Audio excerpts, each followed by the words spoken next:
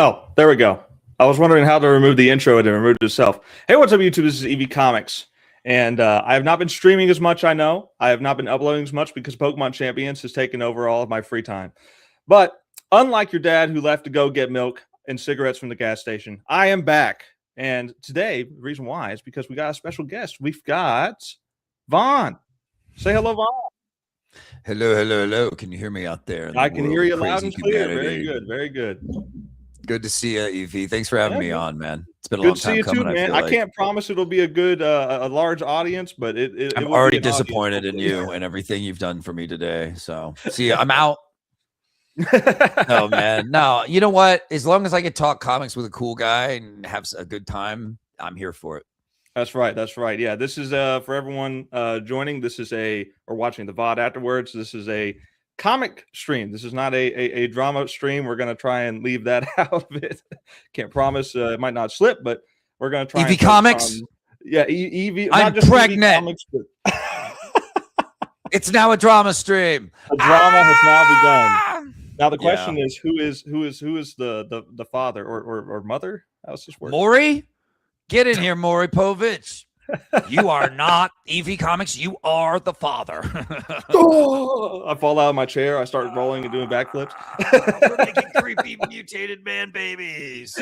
Yeah, that's a comic story now. Now we've gone back to talking about comics again. Yes, we are adapting that into a comic. That's our collab project now.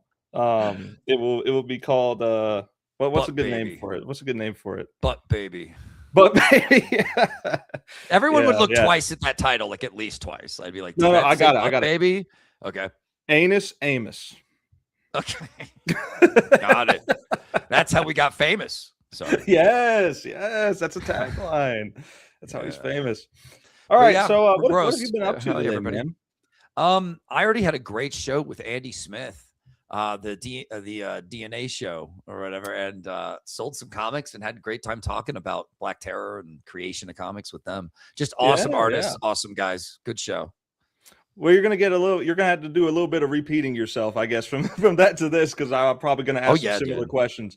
I've got some questions from the group chat that popped up, so I'll be asking that. But most of these questions are just kind of just stuff for you, and some of them are for both of us, and we can just kind of talk back and forth about inspirations and stuff like that. But let me go ahead and talk about why are we actually doing this. Let me go ahead and share my screen real quick. Yes, share screen. Don't show me any tips. Thank you very much. All right. I need no tip. Stop tipping me all the time. Let me refresh the page because it's not loading for some reason. You didn't click the tip, did you? Just the tip. Hold on. There we go. For some reason, it's not loading Terror in the Trenches too. Let me try and get the URL and see if it. I have a link that I sent you. Did that not work? I'm sorry. Put it in the chat. So put it in the private chat now. Yeah, it's there. It's waiting for you. Oh, okay. There we go. Yeah, I think that's. I'm a little prepared, Bear. Is it bad? That's the same one. That's no bueno. Yeah, I opened up all this stuff in advance trying to get it to work, but.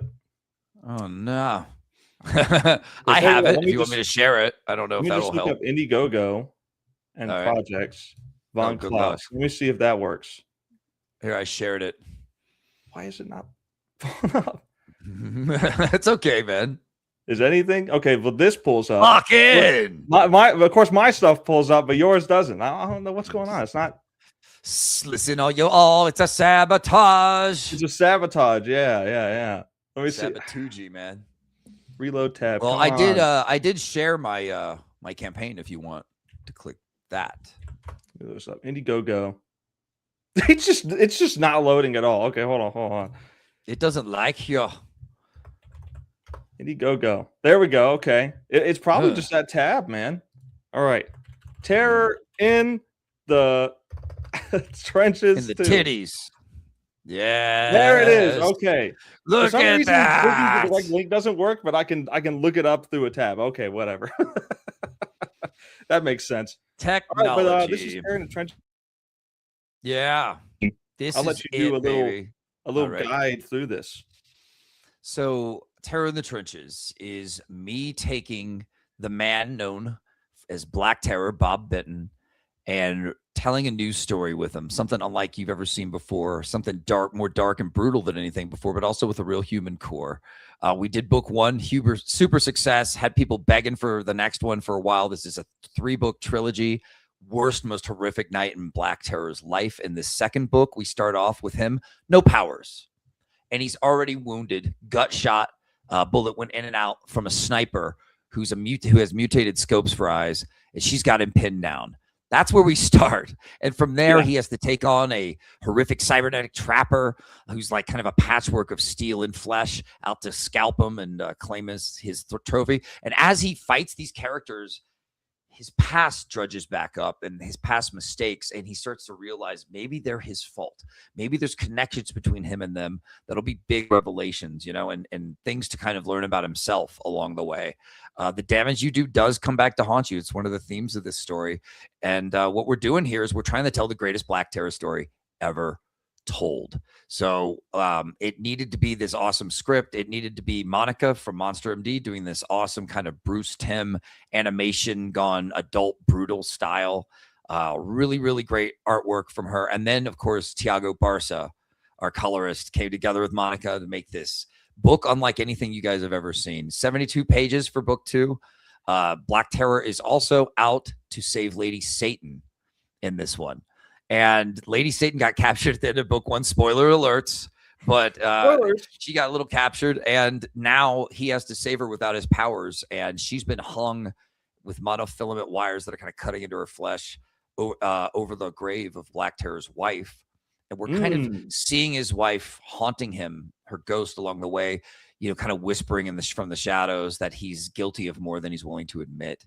So this story has a lot of layers. It's not just brutal action. It's real human core. That's what I go for with all my stuff.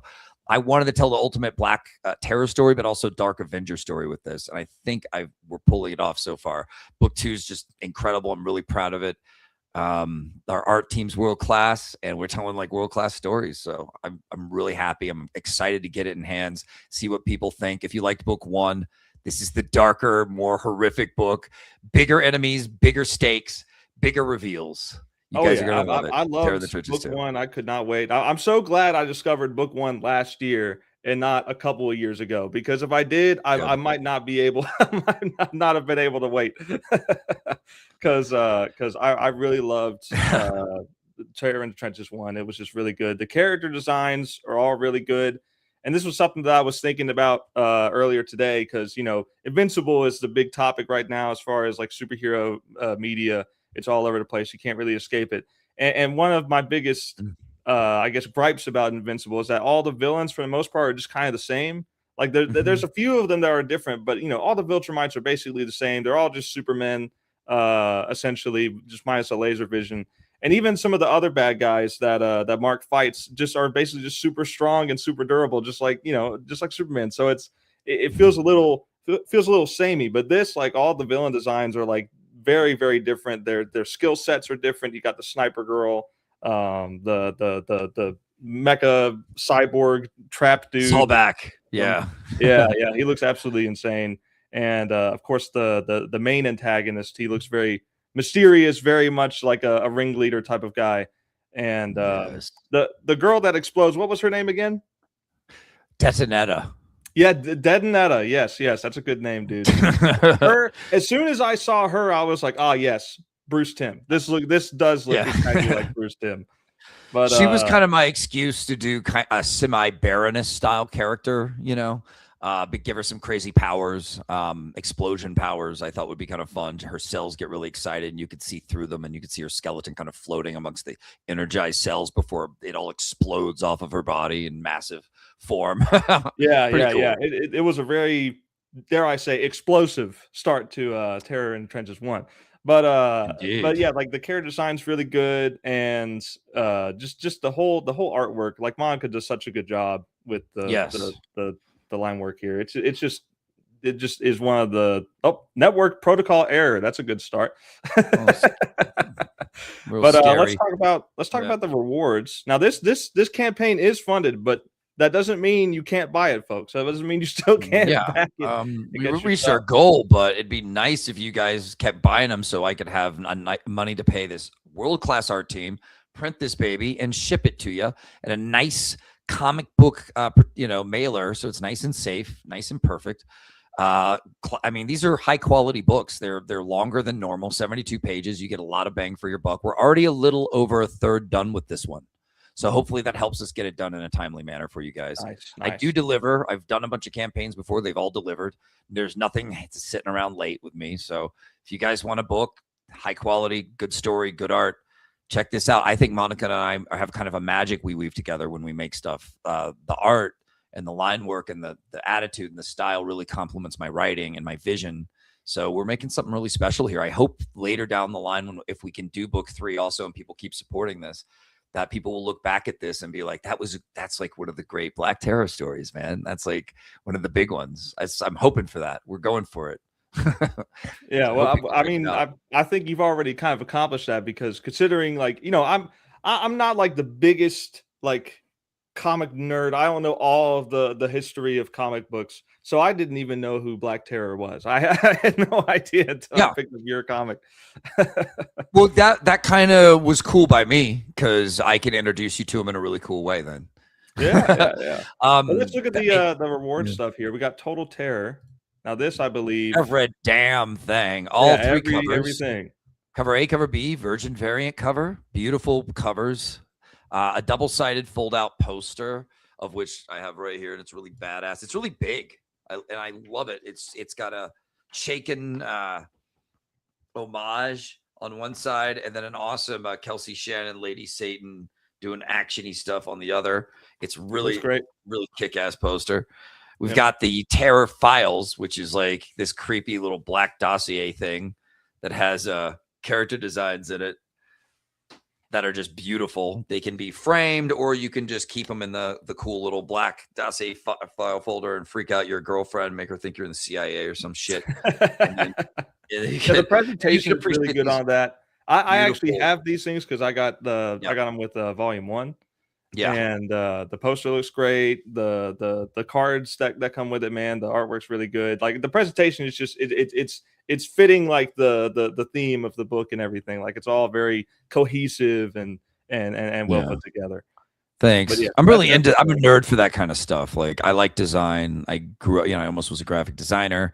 I like to like make it all one cohesive, beautiful thing that fits together in terms of story, art, and then just whatever we base off of it. These they had to be the Terror Files. You know what I mean? There's no other way we could have done it. So it came out great. I'm really proud of it. Really happy with it. So, and in addition to Total Terror, you can get these items individually. You can get the digital edition, which is $10, which is pretty affordable. If you're on a budget, $10 for a book that size, days, I think it helps. Yeah. It helps to have a digital editions, because I don't claim to have the most money in the world, so sometimes I back the digital version of some campaigns and stuff like that. Totally done it. Yeah, that saved me. That saved me quite a bit and allowed me to do more reviews than I would if I bought everything physical. So, but yeah, the poster, the digital bundle, which includes both book 1 and 2. Yeah, I really hope when people read book 1 and 2 together, there's some kind of like awesome. I hope it just makes them crazy for book 3 and just love the series even more. I really want it to fit well together, Yeah, I'm definitely going to go back and read 1 again before whenever 2 arrives. I'm definitely going to read 1 before that, just to catch up on it and have my memory refreshed so that I don't miss anything. But yeah, everyone says that. They're like, I'm going to read part 1 before, and I'm like, man, read them together. Yeah. But it's cool. However you want to do it, of course. I'm just saying, like, I love the idea of finishing all 3 books. That's over 200 pages. That's what happened with me. I sat down in like a mad haze of like spite and like anger and just wanting to tell the greatest Black Terror story I could. And I wrote over 200 pages in like a few nights of just tapping away, man, at this. I couldn't get it's like going into a trance. You can't get the vision out of your head. You have to. I can relate to that, man. Cause I've been brainstorming ideas for Lock-In. And a lot of that has been like just things I just think about whenever I'm like I'm on my lunch break at work. I'll walk around and suddenly an idea will come in my head. or sometimes like I'll just see something on like on Facebook or whatever that makes me think like, hey, I wonder if I could turn that into an idea for this, for like an episode for this. And it really is like a lot of the writing process is just like, oh, it just appears. Sometimes it disappears like that. But that actually kind of fades nicely into the next part of the stream, which is question time. So for you, Vaughn, first question here. Why Black Terror in specifically? What about this hero stood out to you to want to adapt it once it became that royalty free is not the word. What was he is in public domain. Public domain. That's it. Now, what happened was I looked at him and he looked so cool, but I knew he wasn't cool. And I asked myself, why isn't this really cool looking hero cool? And then I saw potential, so much potential to make him so cool that people would just go nuts, and then he could have his place on the shelf next to Punisher or whatever, like the other Dark Avenger badasses. Like, why couldn't he be that and be interesting to read about? So yeah, it was also, I saw it as a challenge. Can I make a character not too many people care much for into something so cool everyone's got to have it? Can I make Black Terror have a soul and be interesting and make people want to come back for more? So that's part of what drove me right there. And for people at home, this is what he used to look like.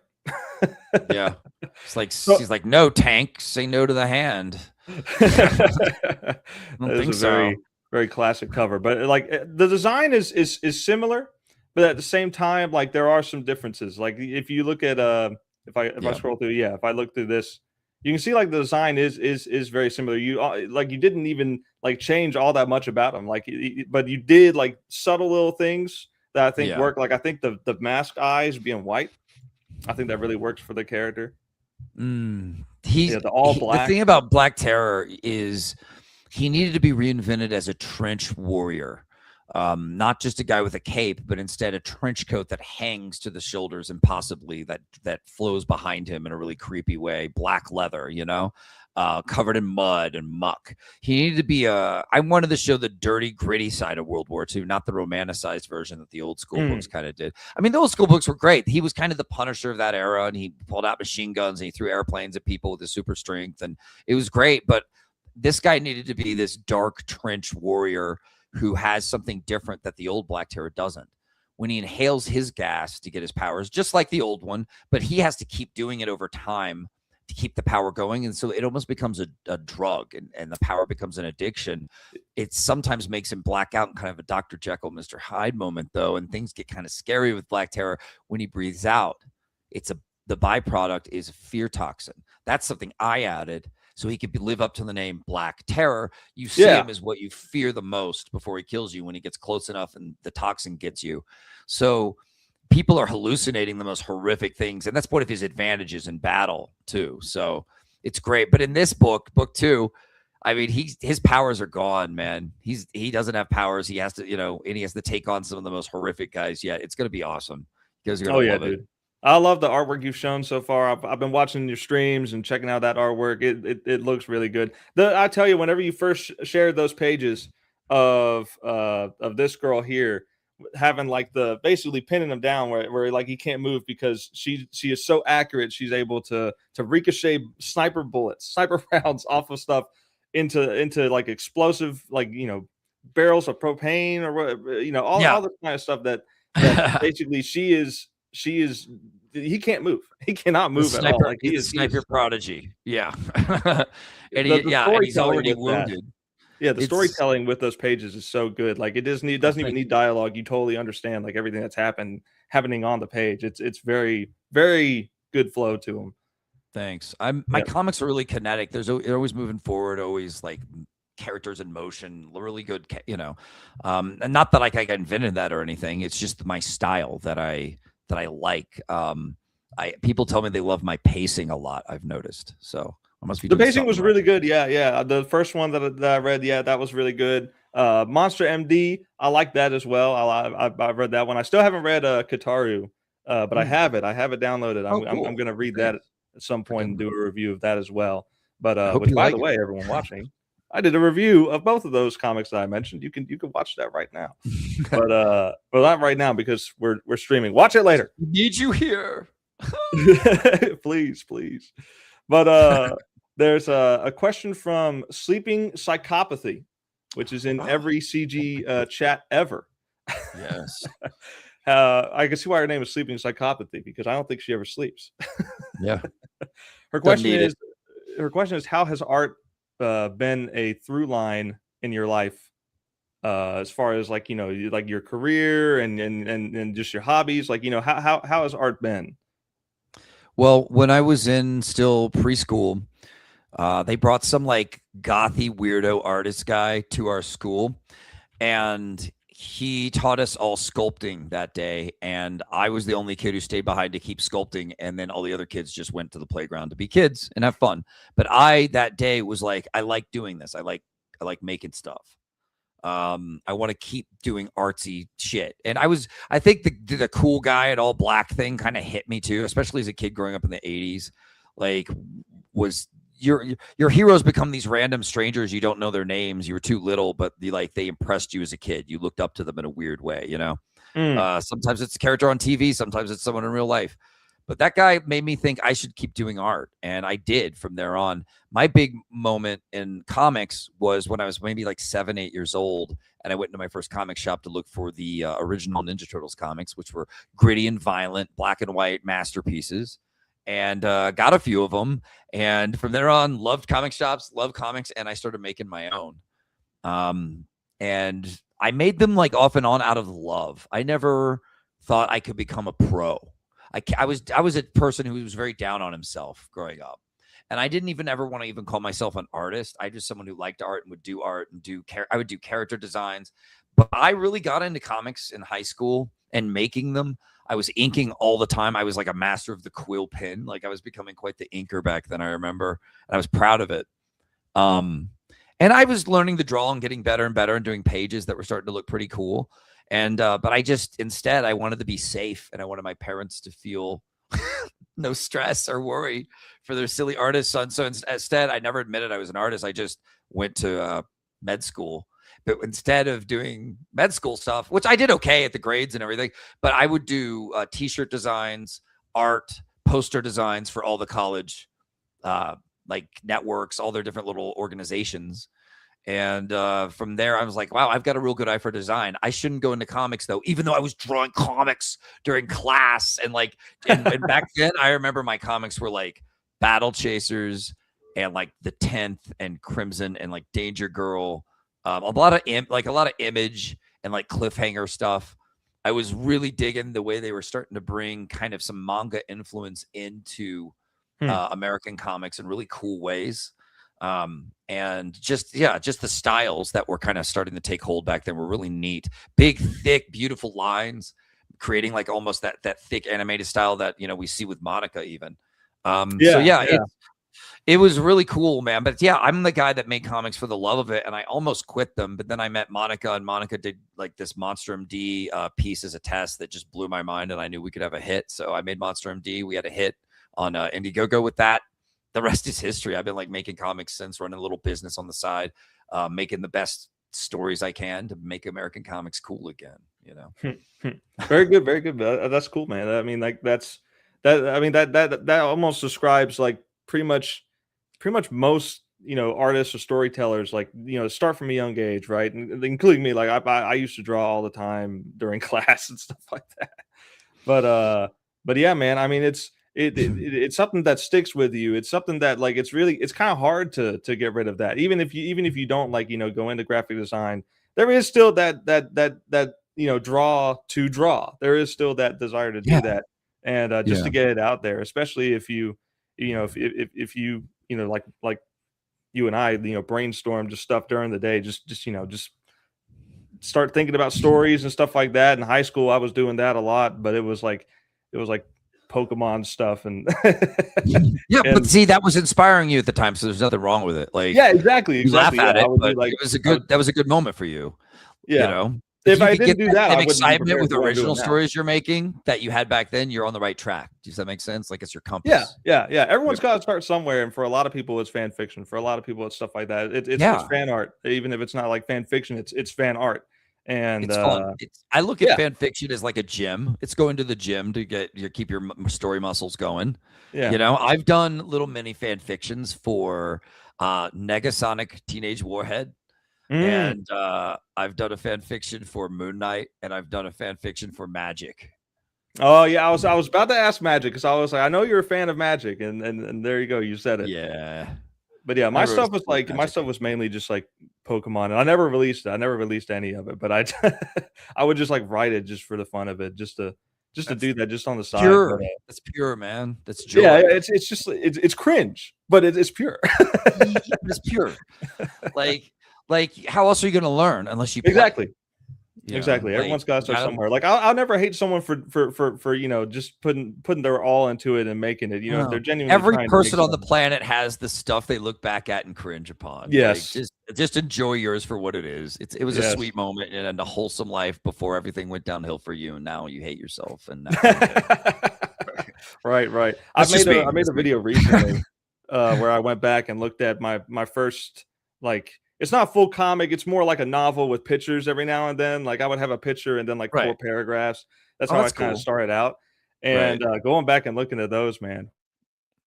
Yeah. It hurts your feelings. It hurt your feelings.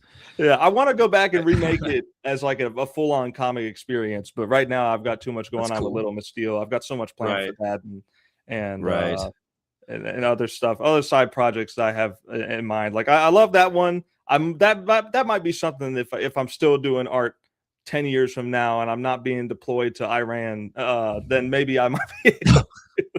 Yeah, please don't go. I'm not in the military, but I'm just saying the draft. I'm making a draft. Oh, okay. I was like, is he for real? Are you gonna be disarming bombs or some shit? Hurt Locker Comics coming to you live from Iran.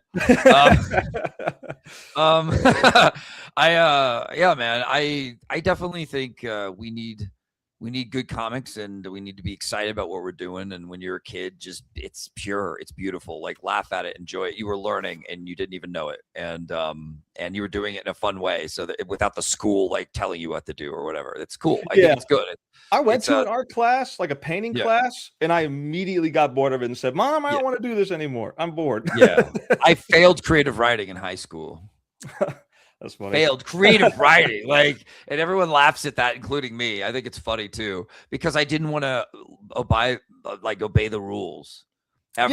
Yeah. They have you rules. Doing stuff that you don't want to do, like painting backgrounds. Like I didn't want to paint a background. I wanted to paint a superhero or something. I wanted to paint a Pokemon, but they want you to do that, and it's understandable why they do that. Like there's some fundamentals that they teach that's important.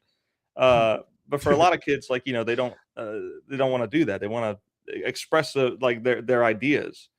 So. Yeah, I got a D, I think, in life drawing because I didn't turn in life drawings. I turned in comics. Comics about of a self-insert comic book strip about me and my buddy in real life. We were going around campus trying to meet girls to get laid, and that's the comic strip. And we never do. We never get laid. Oh yeah, I mean it is a slice of life, right? Yeah, good point. Yeah. But they were not impressed, but I thought they were quite good. They're pretty funny.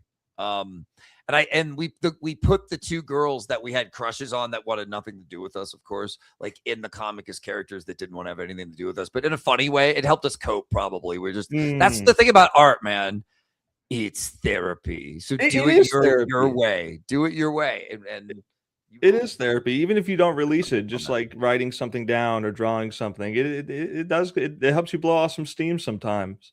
And except for me lately, I'm getting a little annoyed because I almost have too many stories, too many cool new ideas that I get super excited about, but it distracts me from what I need to be focusing on because I'm very ADD and very excitement driven, very visual driven, So I'll lose but luckily I'm able to be like, no, you're doing Terror of the Trenches right now, buddy. Let's pitch this awesome book and think about how much you love it. And then I remember, or I reread book 1 and I was like, damn, this is good. This reads, man. This is a fun book. So it gets me excited. But yeah, then at the same time when I'm at work, like, great, I got a great idea. I need to make a logo right now. Got the title. All right, let's go. Let's start making another book. You want to make another book? Let's make another book. Come I on, feel Cody, that right now, man. I feel you want to do it? Yeah. You gotta fight it. Like, you gotta. It's like I can't have too many books. It's driving me too many stories. It's driving me nuts, man. But I write it. You know what? You put them in a folder, write them down, have a cool little logo. It's okay to forget about it or step back and just come back to it later too. Yeah, if it's an idea that's so good, like I put it in my phone immediately. My notes app in my phone, I immediately put that in. And I'm like, I cannot forget this. Me too, man. I'll do it during sex. I don't care, man. I was like, hold on, hold up. Yeah, wait 1 second. Don't worry, you inspired this game or something. You inspired this. What if the guy was having sex with a horrible monster? Oh man. Woo. All right, next question. This one is kind of for both of us, but I'll let you go first on all of these. What are your inspirations for the story, writing styles, and the tone of terror in the trenches? Definitely my love of Dark Avenger comics from age 8 up, from Ninja Turtles to Punisher to Wolverine books to just my love of the darker side of comics in general that I guess I just had from day one in comics. Because to me as a kid of the 80s, you know, when you're growing up in the 80s, you see a lot of crazy violent movies as a kid that you kind of maybe shouldn't have seen, but no, I don't care. I turned out okay, I think. But it was, to me, the violent stuff was what I coveted because it was the cool adult thing that I wasn't allowed to watch, and that made it cooler to watch. And so I end up seeing a lot of that stuff. I end up being influenced by it. To me, violence is terrible in the real world, but in the world of fiction and cinema, it's beautiful. It's amazing. It can be done in a really interesting way and really work. And so it's violent, Dark Avenger stories. And the spite I had in my heart for how Black Terror as a character is treated kind of drove me to want to write this. When I started writing it, it just kind of took on a tone of, you know, kind of pulpy noir, a little bit of pulp kind of leaked in. And you have that really good voiceover that hopefully doesn't overstay its welcome of what's in Terror's head and how he feels and, you know, his thoughts, because that was what inspired the story was a Dark Avenger who's caught up in his head after his neighborhood gets bombed. And he's being reminded of his past and how it all connects to maybe what happened to his neighborhood. That is, you know, a guy. It's more than just his story of running through the trenches of his old neighborhood. It's the story of his past. So he has to be in his head. And so it had to have that, maybe a little Sin City, you know. I love good one-liners too. So like you want to read ones that have those good caption, like one-liners that just keep the story cool and give it that cool tone of grittiness that it needed. You know, for me, it's all about serving that vision. And the vision for this was the greatest Dark Avenger story, like gritty as fuck. Yet Bruce Timm like style, like a real artful style to it. Yeah, I was about to say the next question was the inspiration for the art, which obviously you've already answered at this point twice. But what is similar time frame as the Bruce Timm stuff. Spawn, the comic or the animated series any kind of influence as well? I didn't really think much of Spawn, even though I do like the animated HBO series. It was this like cool as hell adult animation thing happening, which I love. I absolutely love that. America needed more of that. And there wasn't really anything like that at the time. Yeah, it was, and I think it got a lot of people into that type of animation and stuff. Spawn animated on HBO was cool. Something about HBO, they're really good at like making something that everyone's like, hey, that's pretty cool, you know, like it's well done at least, and getting people interested in things you end up watching things you would normally never watch, you know, and it ends up being pretty popular. They're good at that. But I'm glad they made that. It'd be so cool if they brought it back with how expensive everything is for animation now. I don't know, but with AI at the same time, who knows? Like, it's getting. Well, let me tell you, you know, the conversation kind of begun. I was talking a little bit about Invincible. Invincible would not exist if not for Spawn. Let me tell you right now, all the blood and gore in that series, there's no way that would exist if Spawn didn't come in and do that back in the 90s. Yeah. So, I like Invincible. I haven't read it all. Like I'm not deep into it like some people, but I've read like a few hundreds or so, whatever pages. And I like it. It's, to me, had a nice, especially at the start, it just had a nice, refreshing superhero feel. And some funny moments and interesting characters and everything and cool names. Pretty good designs too. Like, I'm really skeptical of superhero stuff, right? You got to kind of check all my boxes before I give it too much attention because there's so much out there, you know? Yeah. If I don't like the designs, I don't want to read it. If I don't like if you don't have like a cool concept I kind of haven't seen before that makes you raise an eyebrow or ask a cool question, then you're not going to really hook me usually.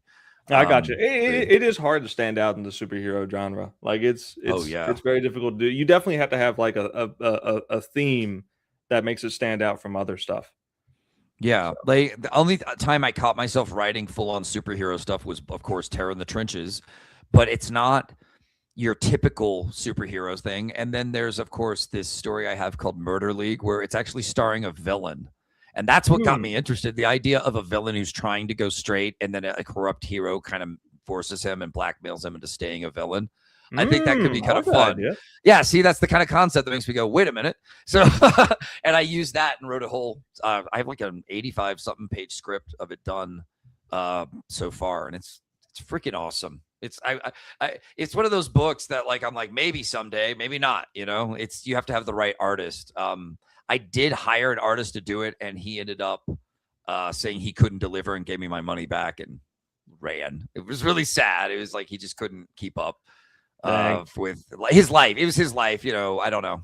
Hopefully he's doing okay now. He did just hit me up in a DM recently, so hopefully he's okay. But yeah, it happens, man. When do what we do, life is more times a disappointment than going your way. It's just the way it goes. But you know, you find the right artist, like I did with Monica, you end up putting out great works. So yeah, really. Pramvad in the chat says, "Is this a pre-recorded stream?" No, but it'd be funny if I said yes. Yeah. No, he says Invincible is a byproduct of Disney Plus utilizing the Marvel IP. Oh, isn't Invincible done by Prime? Yeah, it's done by Prime. So I'm trying to. Are you saying that Amazon Prime is having Invincible to try and Marvel to become its own Marvel, like Marvel Universe? Oh, because they're definitely going to do spin-offs. I think it's already confirmed that they got a spin-off. That is very Marvel Universe. You can't argue with that. So I mean, like, I'm fine if they want to do spin-offs. It's just, you know, at some point the hype's probably going to die down, and then like the MCU, the MCU's hype's kind of died down quite a bit. Yeah, they're gonna get it back up when that new Doomsday trailer comes out. It's gonna be to be honest, I don't have very high hopes for it, but I am excited for Spider-Man: Brand New Day. I am gonna watch that. I love Spider-Man.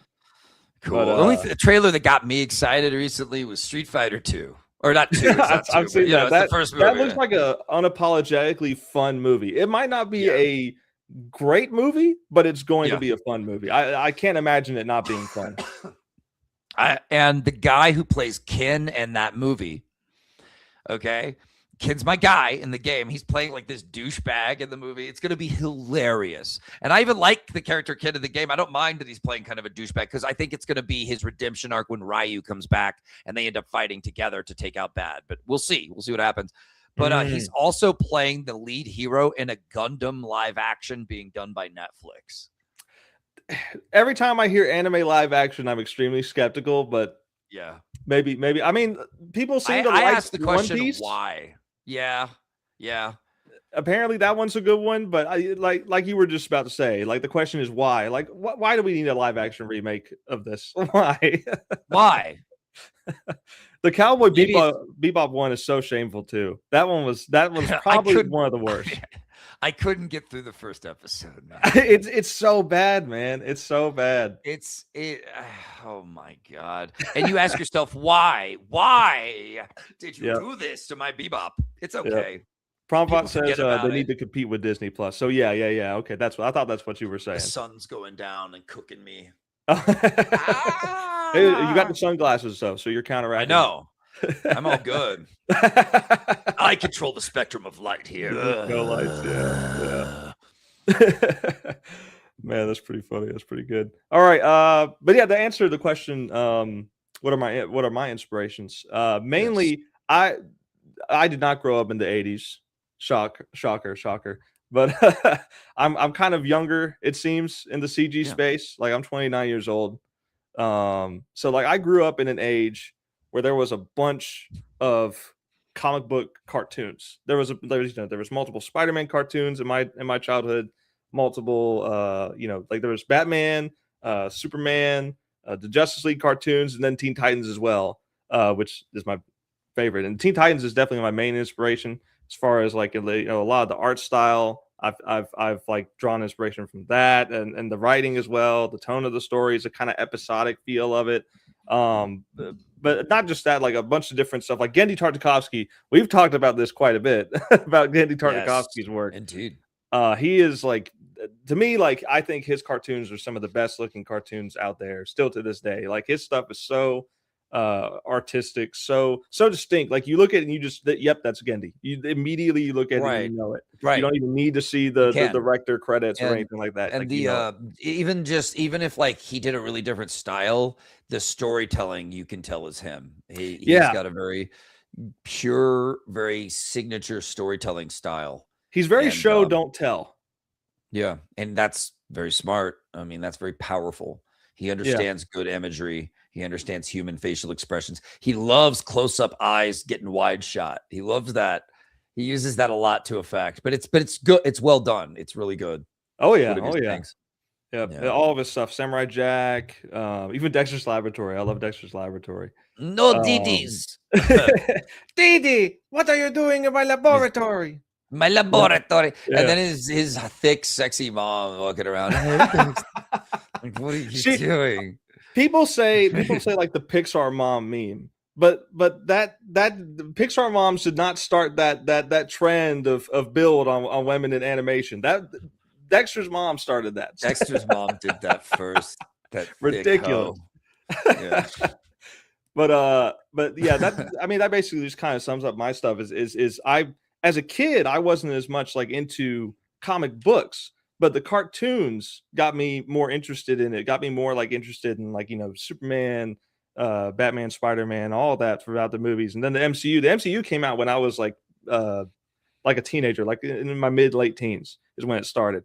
And of course, I followed that since, and I've kind of seen it decline. But at the same time, it kept my interest, right? It kept my interest in, and that got me into reading actual comic books and getting them myself. My stepdad had a box full of comics that he gave me, and some of them I put up here. There's a little camera. Okay, this is like a little like wooden block with like the painting on it or whatever. There's some kind of graphic printed on it or whatever. But yeah, this stuff, like I thought the covers looked really cool, so I used these. But I've got a bunch of Batman. I've got a few Spawn, some cool GI Joe stuff that I haven't even gotten into yet. But it's a thick like omnibus of nice GI Joe comics. Oh, that'd be fun. I need to go through that, and I've looked through those and tried to like as I'm reading comics, I'm also trying to learn how to make them, how to use, especially the paneling. I'm really trying to get creative with the paneling because that's something I feel like I need to push more on my own stuff. So I'm trying to get better at that. They say do 100 pages before you do one good page. So keep going.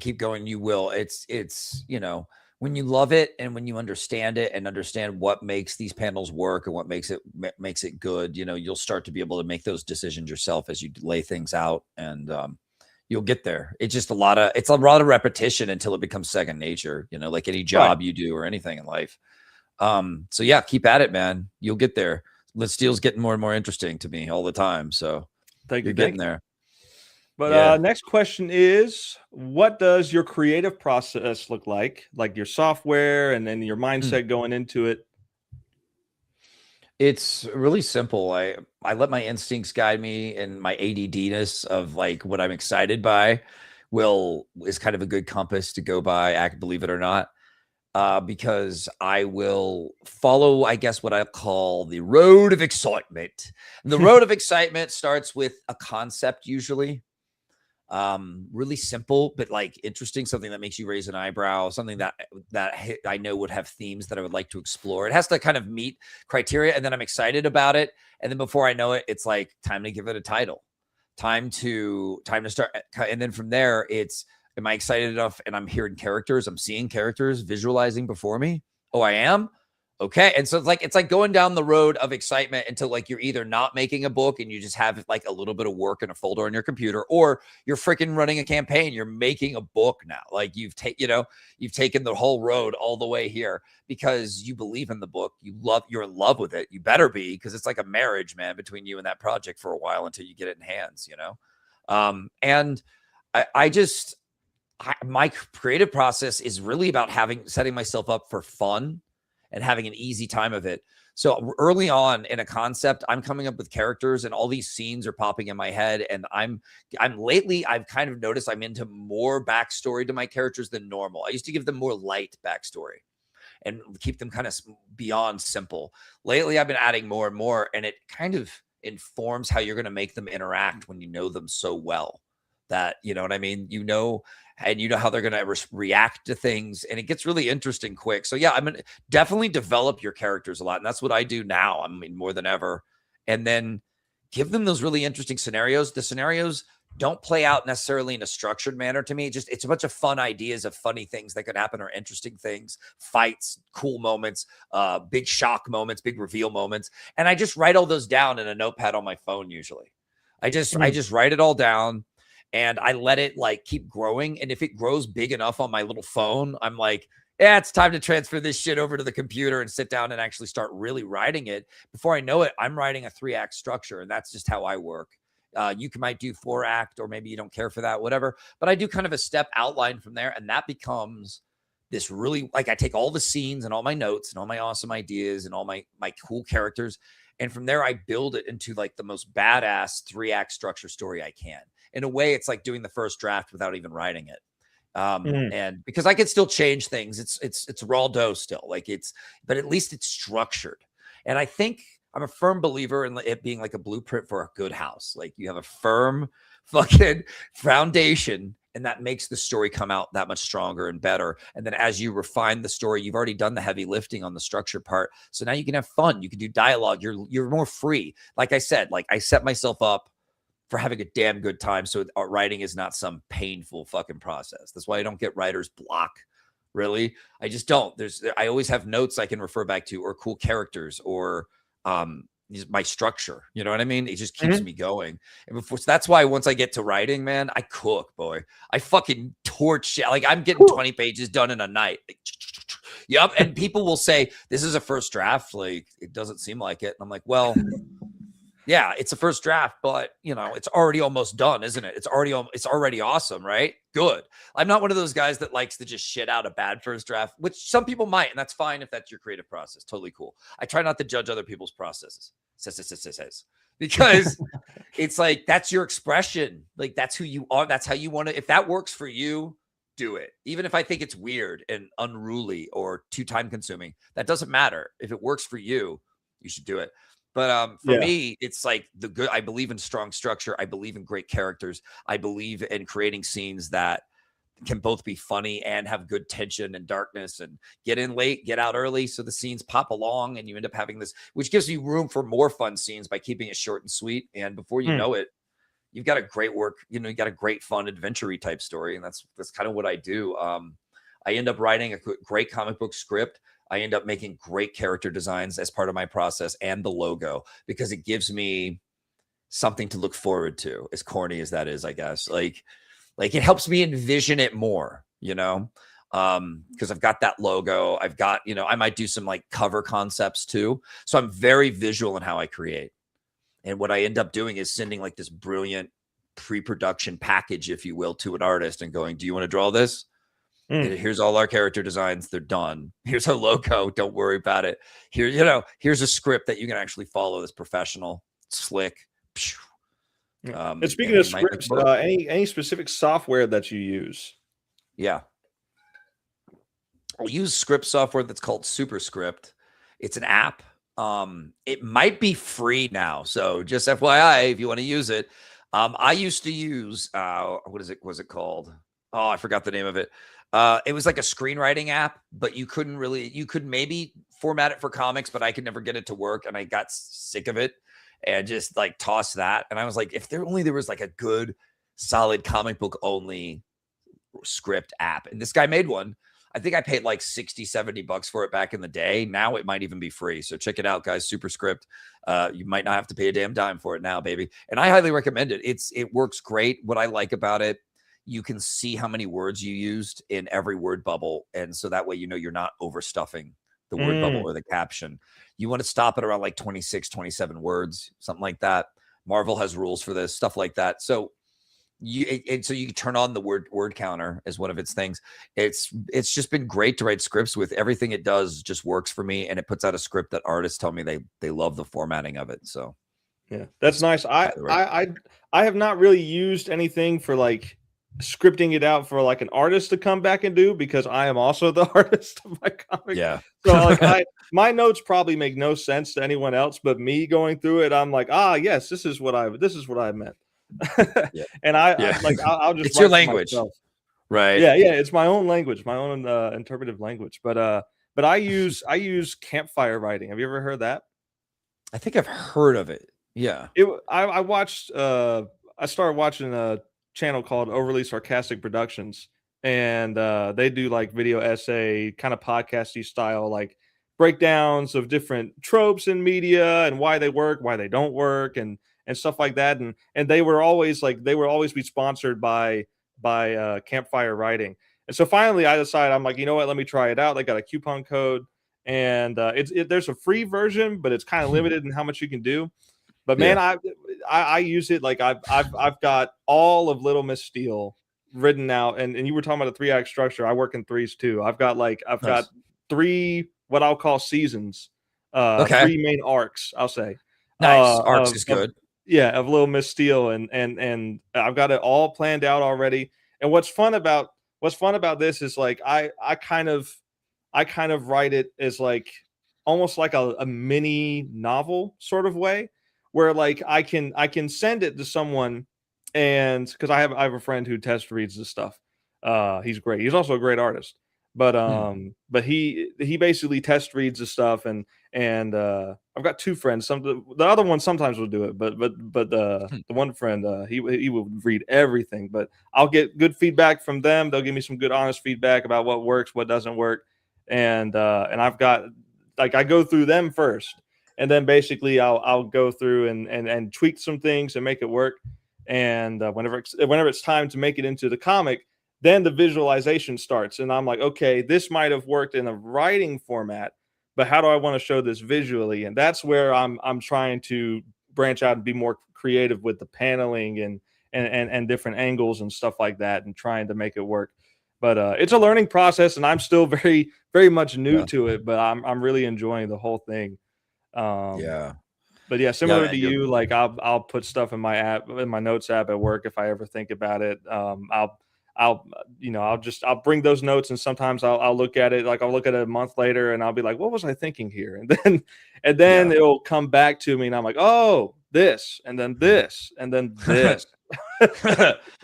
I wrote this note that I don't even know what it means, but I'm pretty sure it was an idea for a comic book character. Literally, this is the only note. This is what I wrote. Ready? Disturbance girl.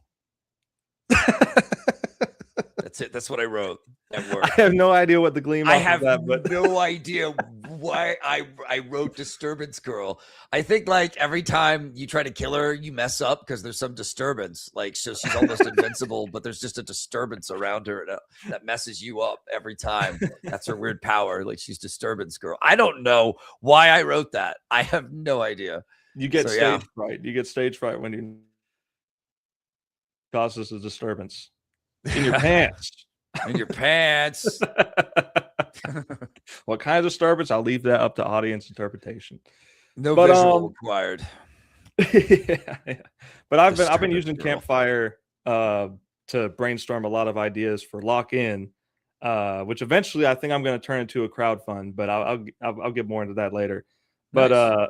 But speaking of big giant monster / robot type of stuff, I'll tell a little side note for everyone.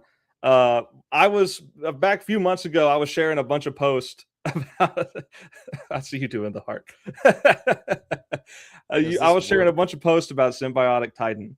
And and eventually that you noticed that, and you were saying like, hey, now I gotta watch that, and so then you watched that and enjoyed it, and you enjoyed it so much you're just bursting with joy. The light is bursting out of you. I've watched it all the way through maybe like 4 times. Oh, okay, so that was not your first time watching it. Right.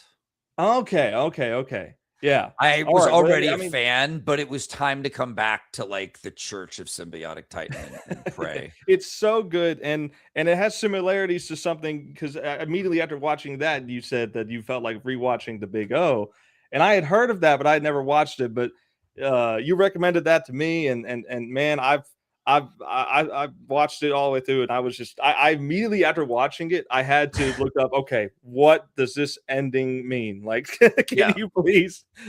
So I need some kind of guide to I've been kind of there. point me in the direction to where I could like figure out what this is. And once I kind of I watched a couple of videos talking about it, and I was like, yeah, this is actually a really crazy but really good ending. Yeah. I really enjoyed that. The animation, it gets a little rough here and there. Yeah. Whenever it's not monster fighting time, but it's but it's Yeah. pretty good. And that has now kind of, that and Symbiotic Titan have kind of become my inspirations for writing with Lock In. Now, like, Oh, that's cool. those two shows, I'm trying to find kind of a Good middle choices. ground between the more cartoony kind of not slice of life, but sort of like, you know, following the two human characters in it, and also the action of both Symbiotic Titan and like the scale, the events that every fight feels like in Big O. Which, by the way, if anyone watching, if you haven't watched those two series, they're both, I think, only 26 episodes. Or Symbiotic Titan, I think, is 20, and Big O is 26. I mean, it's super short. You can binge that so easily. Yeah, it's great shows, really great cool shows. giant robot stuff. Even if you're not into giant robot stuff, there's a lot going on in these series. That's just great. Yeah, they both have like such a unique kind of approach to it. Like Big O feels more like a noir type of thing. Yeah, feels very much like that. And I looked up some stuff about it, and the creator of the manga was very inspired by Batman. And once like I heard that, I was like, oh yeah, that makes perfect sense. This is just Batman with a mech. Yeah, down to the butler just being Alfred. Yeah. Whoops. I thought they were making something original. No, no, it's still really cool. It's still cool. Yeah, it's amazing what's to look up what something you like, look up what inspired that. And you're always amazed. You're like, oh, is it really just Goonies inspired that? Okay. Like, it's always like something that no, not always. That's not true. Some artists, they're inspired by things I've never heard of before, and then that lets you discover something cool and new sometimes. Other times it's things that are obvious, and you're like, oh, okay, that's cool. And it kind of demystifies it a little for you. And you're like, oh, I kind of wish I didn't know this was, you know, inspired by Raiders of the Lost Ark or whatever. But I don't know. It's not that big a deal. It's all right. It's natural because you, as like a viewer, you like, let's say you like Evangelion, Neon Genesis Evangelion. You like it for the mech fights. So naturally, you're gonna go like you're gonna watch. You're gonna find Big O, and you're gonna watch that, and you're probably gonna like that too. And because you like both of those things, chances are the creator also likes some of the things you like, because that inspired them to make this project. And you know, and I think Big O, you know, going back to the Alfred Butler thing, I think that kind of shows that your work doesn't have to be the most creative, never heard of before thing ever. As long as the character and the world is really well done, as long as the action is done very well, you can make a great story. Like it doesn't have to be this wholly original thing. It can be reusing a character from long ago, like Black Terror, and then reinventing them with new characters and stuff. Right. Like if you sweat like being overly original, you'll end up making like something that's not even that good. Yes. Anyway. Like let yourself be inspired by cool things. We all lift from things, but lift from it in a way that you can add your own creative fingerprint to it that makes it more interesting than you received it, if that makes sense. Yeah. To kind of make things your own. But it's okay to lift too, like we do it. And it's good. I mean, for Terror in the Trenches, the character Saulback, he's very inspired by the Trapjaw character from Masters of the Universe, you know. But mine is an undead mechanized Nazi zombie though. So it's like a little different, but it's, there's a little more flavors to this dish. Yeah. You gotta add that little fingerprint to it that makes him his own interesting character, give him his own backstory, and then, you're cooking with gas. Tropes exist for a reason too. We use those and to hit home things, and storytelling. It's its own craft. I mean, and everyone has their own way of doing it, but there are the core things that you have to kind of do to get us invested and get us keeping back, wanting more. So there's a good amount of balance between using tropes that work and knowing when to subvert tropes to make it like, stand out and trick your audience in a good way, not in the bad way. I subverted a trope recently. Came up with a new story idea about a vampire awakened, and instead of being awakened by like the dumb drunk or Quasimodo guy that he makes his like little bitch servant, that trope of like the Renfield trope, he gets awakened by like a hot blonde influencer chick, and he makes her his like brainless Renfield, but she's already kind of brainless, and so it's like really funny, and like so like imagine Renfield, but he's talking like kind of a valley girl the whole time. Oh my god! But she's in a trance and dumb, so no one in the family notices. Right? she's already an airhead, effectively immune to it. Yeah. That's funny. They don't even notice, which is funny. So that's like by subverting that trope, it's like we've created a funny situation that can continue throughout the story. Yeah. That would be a killer like short story to go along. Like you could put that in like the back of your other stories, like have that be like a 10-12 page little mini comic in there. But speaking of, I mean, we were talking, you mentioned He-Man, and He-Man started off, as a cartoon, and now it's getting a live action movie. And the question I have for both you and me is, if we were to strike it rich and become billionaires, billions of dollars, billions and billions, would you adapt your comic as a live action film or show, or animated film or show? Billions. First, I would want to get my comics in people's hands, and I think an animated version of Black Terror would be a great little short animation to make and to impress people with. That would be fun. Yeah. Kataru Witch Hunter animated television series could be like a monster or monster/mystery of the week every week. Could be really cool. I don't sit around thinking about it too much though. You know what I mean? But it's nice to stop and fantasize, It's definitely nice. I've definitely thought about if we Psycho Killers is another one. It's the one I did with Gifted Rebels, and it's such a cool book. We're going to do a campaign hopefully soon for it. But what's weird about Psycho Killers is like it's got a real retro anime style to the art in it, and it just would be such a great animation, but for some reason I see it as like a great live action too. So maybe a live action with that.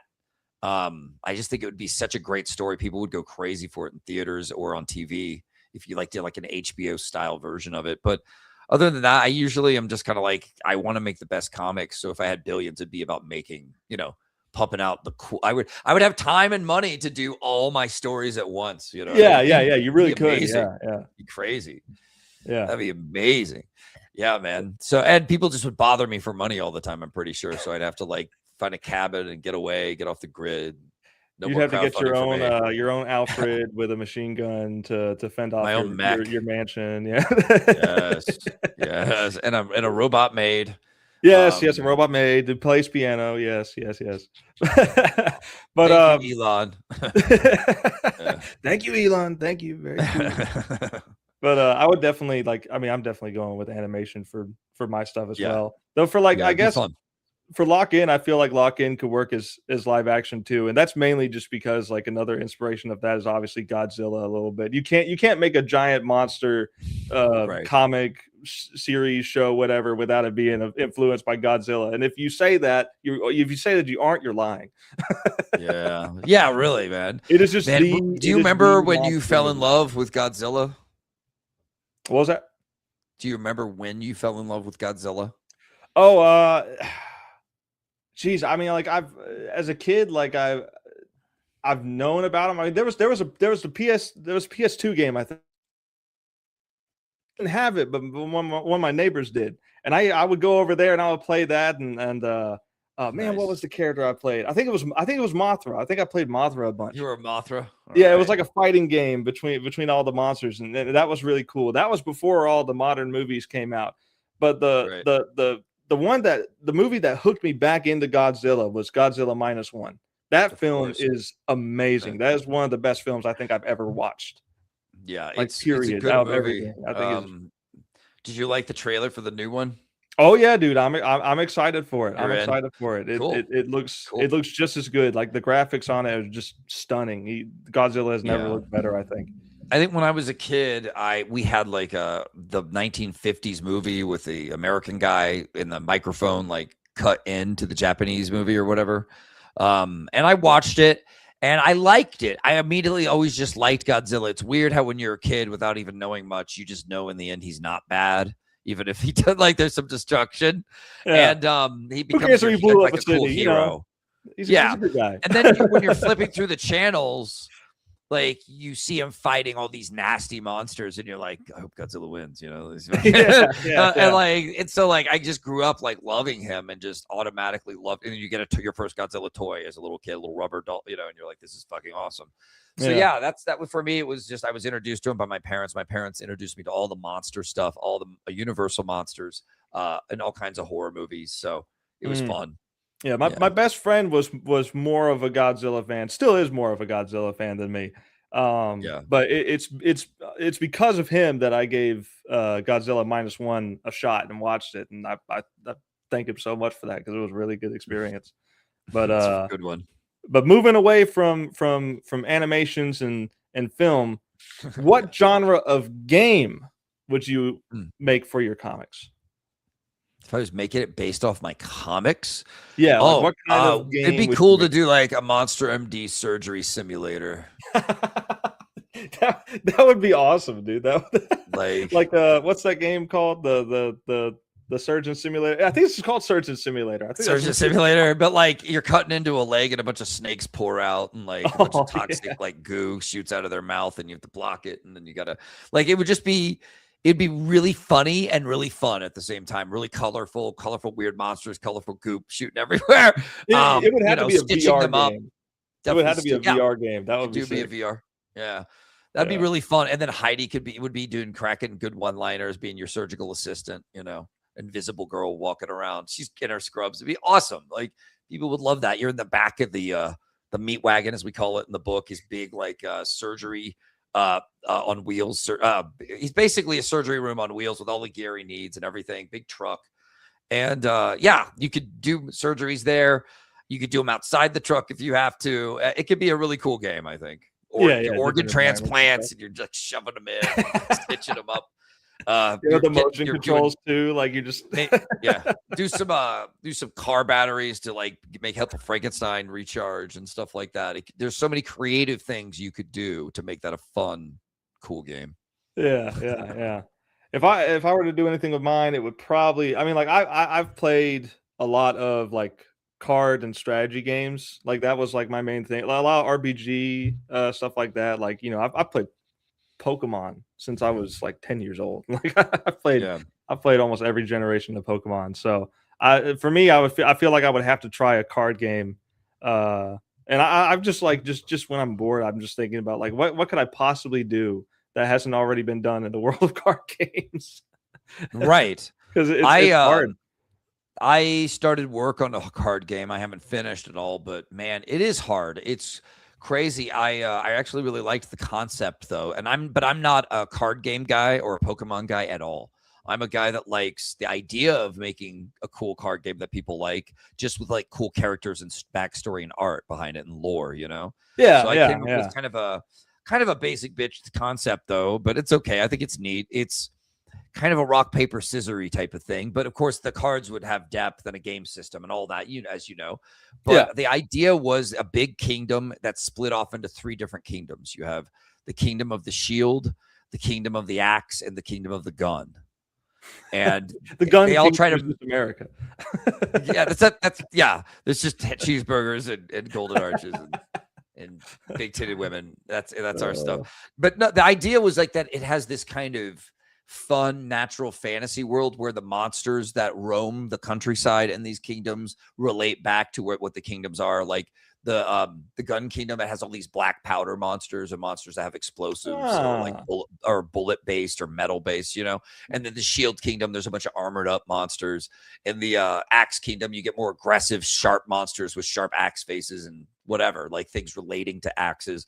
And it's kind of so it's got that anime fun, like kind of world, and you can make cards based off these monsters. But then I thought we need to have cards based off like the heroes of these kingdoms, the badasses who represent these kingdoms, the top warriors, if you will. So I came up with the idea that to maintain peace, they have tournaments where they, axes versus guns versus shields. And then I had the idea that like, shield is good against gun is good against axe, and axe is good against shield and cutting through it, like chopping through. So like, it was like this paper, rock, scissors thing that I just started with. And then I was like, I need to find like a person who knows game systems to like who knows card games like out the ass to make this with. But I've never really found anyone. So we've never done it, but came up with the concept of some cool art and everything and some ideas, but that's about, and some story too, and some character designs, but that's kind of it. Yeah, I started with like I had like an idea where like you have like one hero or character or whatever, and then you basically like the rest of your deck is just a bunch of equipment that you can stack on them, like it's almost like a roguelike, but you're fighting someone else. And I was explaining that to my brother and his friend. My dog is going crazy right now. You hear that? You hear that? She's going crazy. But I was explaining to my brother and his friend said, "Dude, you just described this game exactly." And I can't even remember what Oh, what game no. I was like, dang it. That's the thing too. It's like, even if you come up with an idea and it's like you've never heard of any idea like this and you think it's the most original thing ever, all of a sudden someone else comes in and says, "Oh yeah, actually this was done before." If you're a real artist, you'll know you're a real artist when that happens to you, when you think you've got the next great concept and then like it literally, like the trailer of it comes out the next day online and you're like, wait a minute. I remember when I first moved places, sometimes when I was younger, my first night in a new place, there's always like weird nightmares and dark dreams and shit, tension, anxiety, probably whatever. But I remember having a dream about a young girl, black hair in her face, crawling out of a well. Coming to kill people, and that her mom had been the one who pushed her into the well, and it gets revealed later, and it's real creepy, and she crawls out and she haunts people. And then like the next day, like The Ring came out, and you're like, I was like, my dreams. There's no way I can even try to do this story now. It's over, like dead in the water, dude. Curse you, Warner Brother. I don't know if it was Warner Brothers who made that. I don't know. Probably Blumhouse or some horror thing. I don't know. But it was good. It was a good movie.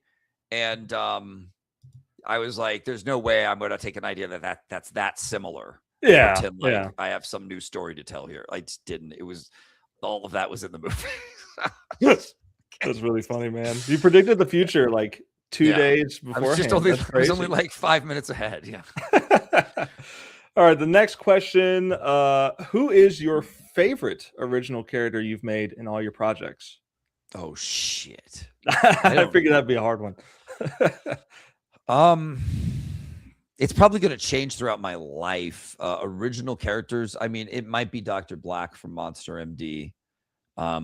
The complexity of him and the heroism, but the fragility. He's kind of like a wounded, beat up guy whose life hasn't really gone his way, but he does the right thing. He's a cool, downtrodden hero that I relate a lot to. I didn't mean for him to be like me. In fact, when I designed him, I kind of was thinking of Ryan Reynolds, to be honest, back then. Nowadays I don't know if I would think of Ryan Reynolds anything. He's become such a Deadpool. I didn't read him as Ryan Reynolds. I read him in the voice of Steve Bloom. Yeah, that's the way people hear him. And people, when I first released the book, said they heard my voice for his voice, and people said that Monica, without really realizing it, kind of drew him to look a little like me. And I never commanded that or wanted that. He's not a self-insert. I mean, he's his own character. He just, there's a lot of me in there. So that's cool. I like him. But I think there's so many great stories that we could do It's with him. inevitable when you're writing characters. Sometimes you come out of it. Yeah. Like the first project I mentioned earlier that I did, like that was like that. I had no intention of putting anything like personal with me at all in the story. I designed him that he didn't look like me at all. The guy was Mexican. He had long black hair. Didn't look like me at all. And then in the story, the main character Simon has some kind of like, I'm not gonna spoil it, but he basically like his trauma is related. His main character arc is trauma brought on from his dad. And at the time, my parents were going through a divorce. Right. And I was, you know, at the time, for a short time, I was mad at my dad. I didn't talk to him at all. But of course, like we feel from that, like we hang out pretty regularly now. But we're all good with that. But that came out, and I didn't even realize it until my dad pointed it out because he was reading it, and he was, and you know, he was like apologizing, like, I'm sorry if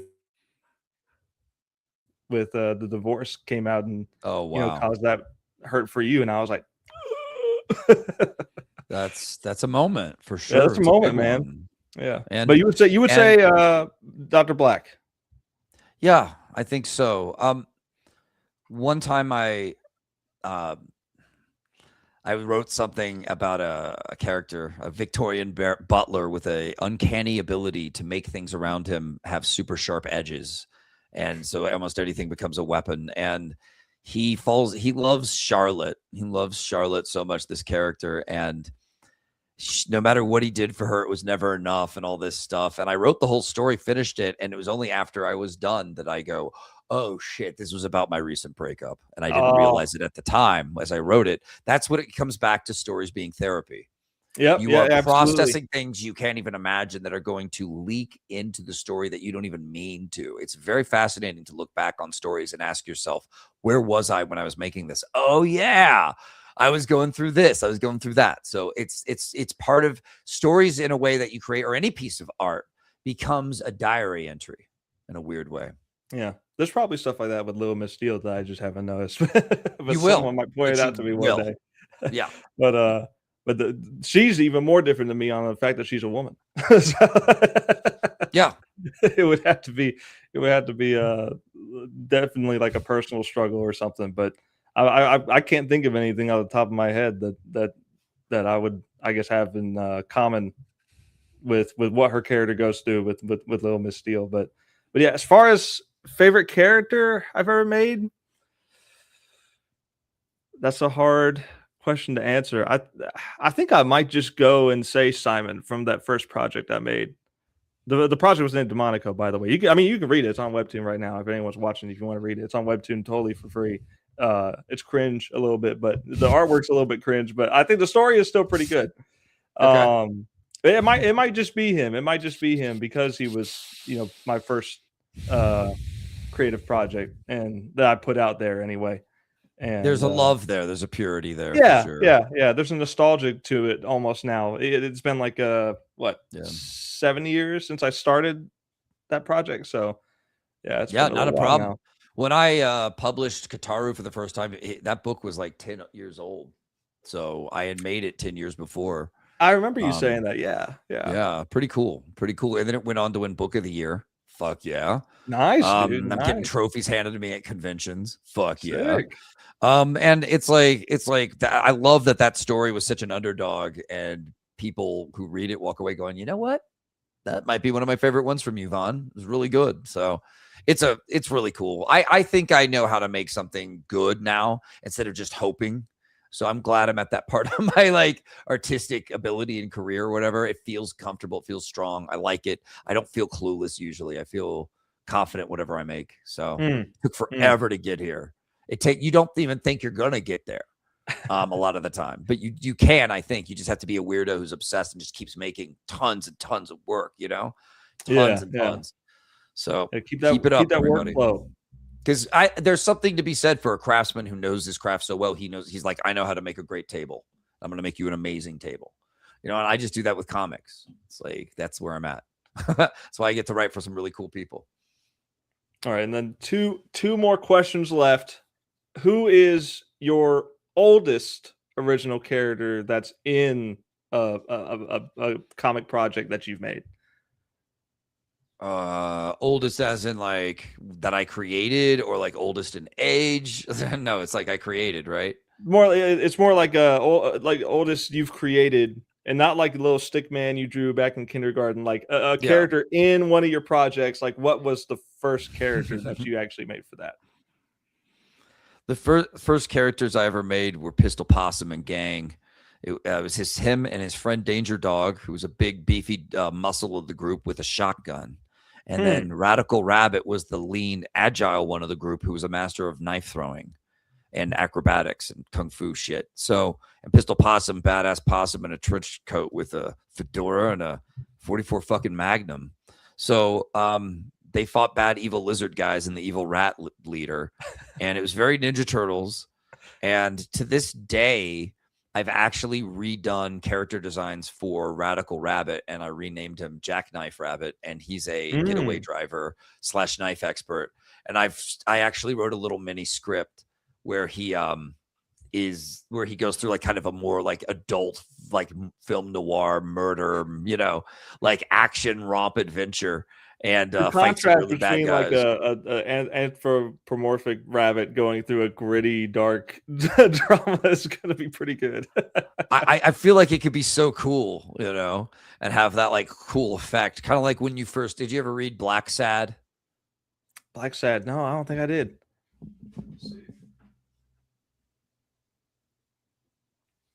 Black Sad, and whenever you look at it, it's anthropomorphic characters. Oh yeah, done in a really beautiful way. But they're like, look at this bull guy. Look at him. He's like this bull guy with the big gun over his shoulder. Like they're in suits. They've got guns. They'll murder each other. Look at this ferret guy. That's like, awesome. It's very noir and gritty and like cool. It's yeah. It's got some good violence and some cool cool. Look at this. That's sick, man. Evil, awesome. All the white animals. Look, a white fox. All of them are supremacists. Crazy, man. Yeah, and they took anthropomorphic. You know what I mean? They took anthropomorphic, and I love these pages. Look at this, and they made it. Woo, a little adult, a little saucy, a little saucy there. Saucy here. They could go here. Nice gun in the mouth. Like that's cool. Really. So like that to me, I wanted to make books like that. You know what I mean? Like books you don't see coming that have that style and artfulness to them while having a really like dark, gritty human edge to them too. I love stuff like that. A little experimental with it. Well, folks, we've learned today that Vaughn is a furry. Do with that information. What the fuck? I deny everything. I'll never forget the time my college buddy in film class like came out to me as a furry. It was fucking so weird. No offense to everybody or anyone who's into whatever. It's definitely not for me. Maybe just don't tell me. Maybe just don't tell me what you're. Yeah, just don't tell me. Maybe we just talk about movies and not those kinds of movies, dude. Stop. But for real, like people need to like when he showed me him and his furry friends all dressed up and went to the zoo, and that people who were tourists there were having their kids get pictures with them because they didn't know it was like a fetish thing. They thought they were like zoo workers. Like I was like, dude, lines were crossed, man. Lines were crossed. I don't want to be any part of this shit. Oh man, it's wrong. Okay. Yeah, it's a little weird. But my oldest character, funny enough, is Stonehold. So this guy here in Little Miss Steel 2, nice. He is a character that I drew. He was actually originally like a fake Pokemon that I drew called Mudmar. Okay. Very, very creative name, just basing it off of Magmar, but with mud and rocks. Very creative. But that you got to start somewhere. Yeah. And that's, I talked earlier on the stream about like, the Pokemon fan made stuff that I would do. And that was one of them when I was like probably like 10, 11 years old. I made Mudmar. Nice. And the idea just kind of stuck in my head. And when I was making Little Miss Steel, I was like, okay, I got to make villains. I got to make villains for her to fight. Like what's something I can do to give her a good physical challenge right off the bat, like as her first in costume villain to fight. And the idea for Stonehold came around. You're, then yeah, in the distance, you heard like Madma, and you were like, yes, of course, but I have to give him a cooler name. well, the name came from, at the time, like I was starting to go to my best friend's wrestling shows. He's a wrestler at local events and stuff, and I was starting to go to his shows, and I thought, this guy's going to be a physical challenge. Why don't we just make him an arrogant, like, wrestler type of character? So Stone Hold came from Stone Cold Steve Austin. Right. I wondered that. And cool. Essentially, he's got like that wrestler personality. He's got like he's just a brute strength. I like that because it gives him some vibrato where he's like talking trash and like gives him some personality. So he's not he's like, talking trash to her all the time because he's talking to her like calling her a half breed because she's only got half of her mom's powers. Half of her dad's. Does he have a wrestler's catchphrase at all? I mean, it's not really. It's not an original thing. I just kind of did like a spoof off of, and that's the bottom line, because Stone Cold says so. I kind of did something like that.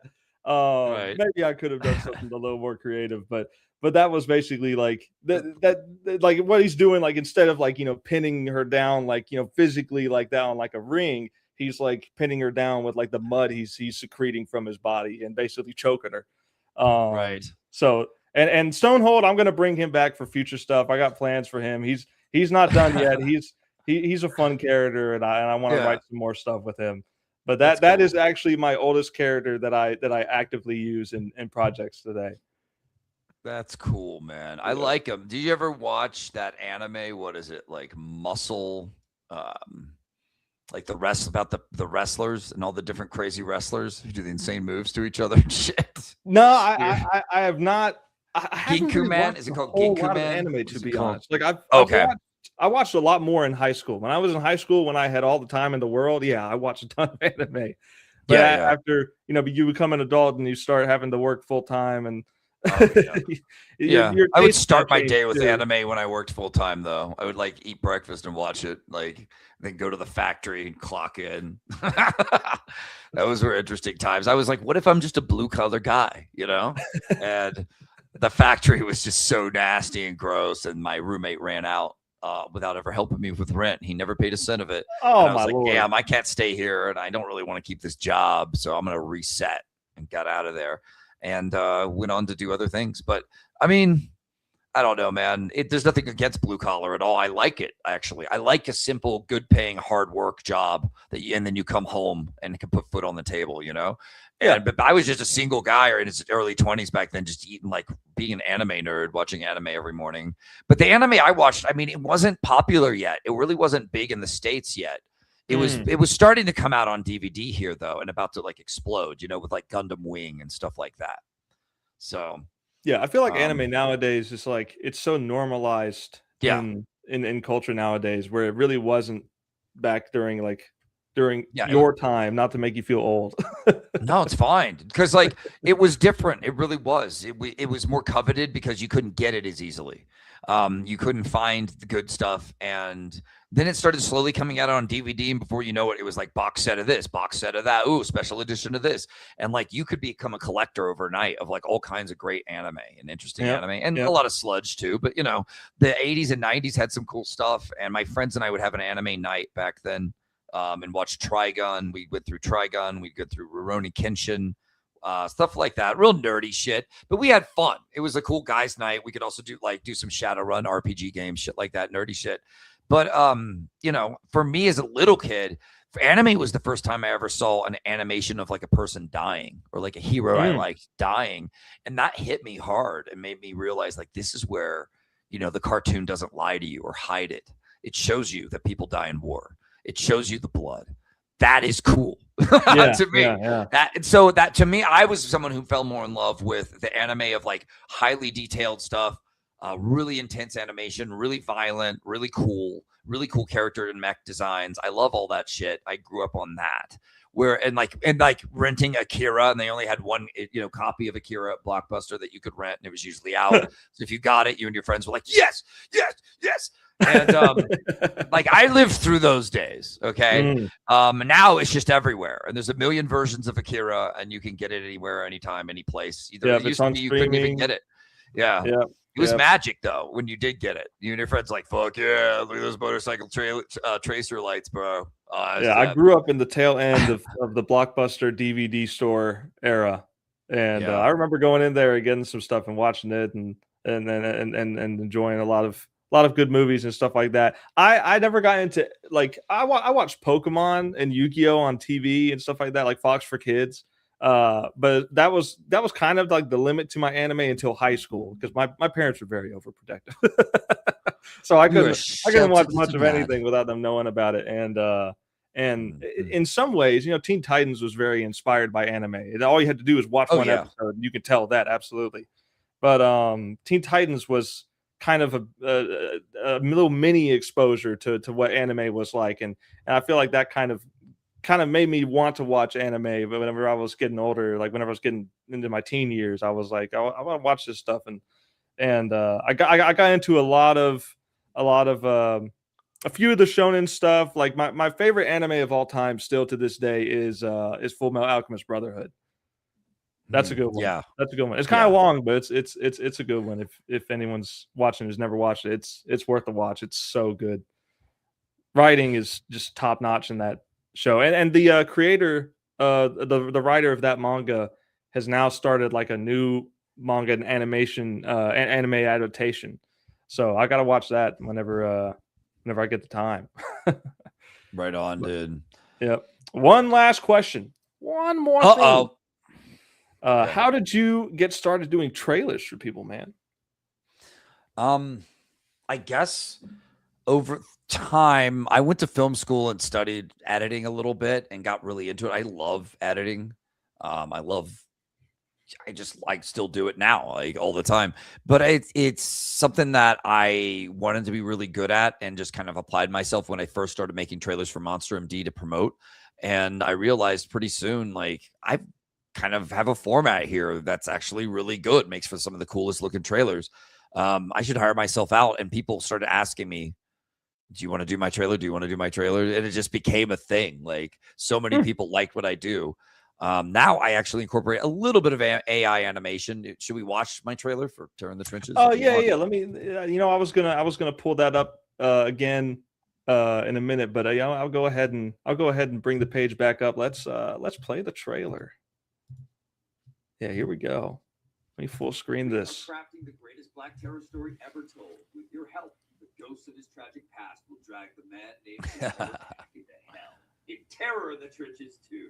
Hey guys. Sounds like I'm at your house. Oh, can you hear it through my mic? Yeah. Oh, I'll turn my mic off. Now we hear nothing. Nothing, Lebowski. Nothing. That's okay. I can narrate over it, guys. In this book, you will find Black Terror is back. Can you not hear Harder, blacker than ever. Is it not playing the audio? No. Oh, dang. I don't think. It's all good. You get the idea. You saw like the visuals and stuff like that. Like that's the main thing that was showing off there. But I do like the visuals. Yeah, man. We're making something cool. Try. We're making. I've got the audio up on the window, so I don't know why it's not playing it. I don't know. This is my first time using StreamYard, folks. I have no idea. I think you have to share audio in this situation, is what it's called, but I don't know. Let me see the ins and outs. When I click the three dots, it's edit name or stop screen. I don't know. It's all good. But yeah, hopefully people will check it out. I mean, some of the best art in all the comics right now. The coolest Black Terror story ever told. Great Dark Avenger story. You guys are going to love it. Ghost of his wife haunting him, going up against nastier villains than ever. All these villains connect to him in some really cool, interesting way. Bigger reveals than ever. Bigger stakes. You're going to love it. The first appearance of the Terror Cycles in this book. He rides his badass motorcycle. You're going to love it. Check it out, guys. Terror in the Trenches 2. We broke our goal today. Hells to the yeah. I appreciate you. If anyone else wants to back, we are open for business still. Yeah, the goal for the stream today was to get you past the funding goal, and you already were past it by the time you got here. Yeah, I got this awesome bump with Andy Smith. It was amazing. So appreciate everybody. He's got a little bit more of an audience than me, which is to say, at least 2. We'll talk it 2, baby. But yeah, that was basically the last question. So that basically kind of sums up everything here. We did a last minute shout out for your campaign again. So thank you, sir. But yeah, guys, definitely get it. It's Terror in the Trenches to me is like that's out of all the stuff I've read from you, that's my personal favorite of yours. I think your stuff is some of the best stuff in the indie comics space, not just with CG, just of all the indie comic space. I think it's really good, man. It's great artwork, great writing, good stories, man. Good stories. It's hard to get all those things together in one place, but I can do it. We can do it. We've got a great world-class team, and my writing, Monica's art, Tiago's colors are bringing you some of the coolest stuff in comics. So I really hope people will check it out. I think you're going to love. It's worth your money. 72 pages, awesome action, great characters. I mean, what's there not to love? So I hope people like it. Yeah, that's a good length of a story for the price, and of course, like I said, the quality of the art is great. So I mean, you're really getting a good deal. Yes, sir. But before we close out, I want to give you the option to reverse the roles. Do you have any questions for me? Was there any tragedy in your life that got you drawing? Where did he touch you? When I was 4 years old, an orange man in a koala suit. Oh shit! This is way too familiar. My old nemesis. I had to do it. I had to do one mention. I thought it was too good to pass up. Joking, of course, everyone joking. But yeah, the last thing I'll say here before we end out stream, Little Miss Steel Volume 7, Roast Me Chat. It has been delayed to May. It has been delayed to May. I'll admit I've just been lazy and playing Pokemon Champions. Man, I'll be fully honest. I've been lazy and playing Pokemon Champions, and I've been a lot more like drawn to brainstorm ideas for lock-in, because like that kind of idea just kind of exploded from just a random stream that we were doing on Indie Comics Empire Sunday, where we're like, hey, your challenge today is to make a new character and draw it on stream today. And that just kickstarted just something that I never thought I would even go down a rabbit hole of creating. But that's cool. That's just how writing works sometimes. Like we've said, just expect it. But yeah, so like those two things have been just kind of taking my attention. But I've gotten back on the grind of making artwork for Volume 7. So it's coming out in May. And if it doesn't come out in May, chat, I will shave my head. Hold me accountable to that. I will not be there. I'll be there for that. I'll be the master. I'll do it. Well, I might not do it on stream, but I might show it on stream. I want to be the master of shave emojis, and I want to and then we'll shave it live on stream, dude. We'll do it. Yeah. Do you ever think that your art is gonna do you feel as you make more and more Miss Steel that your art's developing, getting better and better and stronger with each page? Yeah. I would definitely say it looks better. I mean, going back to this, let me. Yeah. Oh yeah, I think I saw this before. Yeah, this cover. I mean, like this pose for her on the cover. Like I went back and redrew it. And let me see if I can just pull up the image file in the browser. But I went back and redrew this because at this point, this art is like from early 2024. And obviously, like as you get better, your art, you want your art to age. You want your art for people to notice that there's been an improvement. It's no shame in that. But yeah, like I mean, some of the stuff in Volume 1, I went back and remastered. Let me try and find this. Are you a fan of like characters like Colossus? Yeah, I like Colossus. I do like Colossus a lot.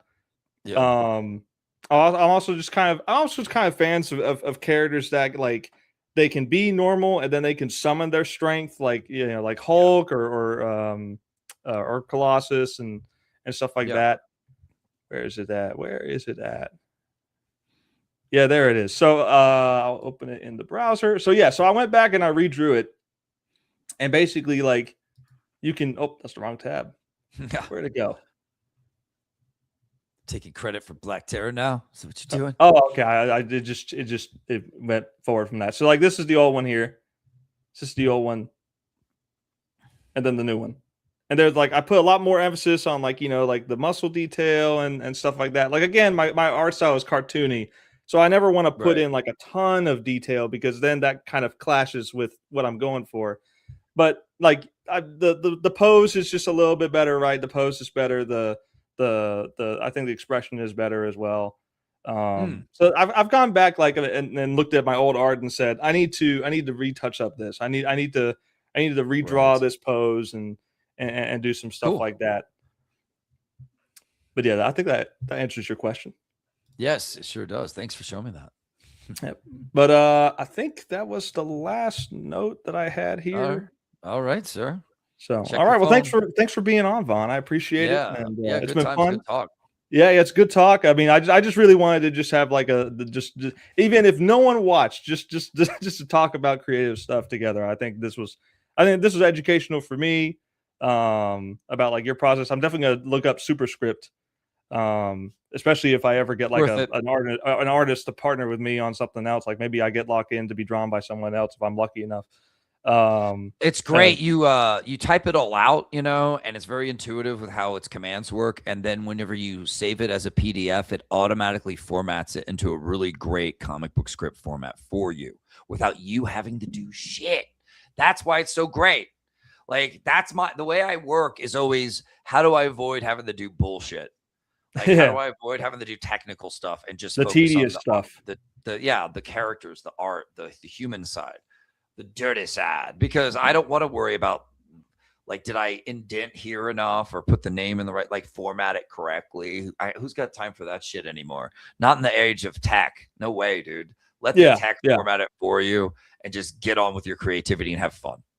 So that app lets you do that, which is powerful. I think that's really cool. Yeah, I'm definitely going to check that out. But that basically sums it up, guys. Thanks so much for watching. Check out Vaughn, of course. Get your copy of Terror in the Trenches 2. It's coming out. You said it's coming out at the end of this year? Yeah, trying to get it out at the end of this year. We're over 1/3 done already, so we've got a nice head start on it. Hopefully, we can get it done. Monica's schedule, we're going to see. We're going to do our best. Yep. And of course, follow VONSTER on Twitter, Instagram, whatever, MySpace, all that kind of stuff. And follow me, EB Comics on Twitter and YouTube, of course. Subscribe to both of our channels. We're both on YouTube. Right on. Yeah. With all that being said, Haunted Castle on YouTube. See you guys. Yep. With all that being said, thanks so much for watching. Till next time, peace out. All right.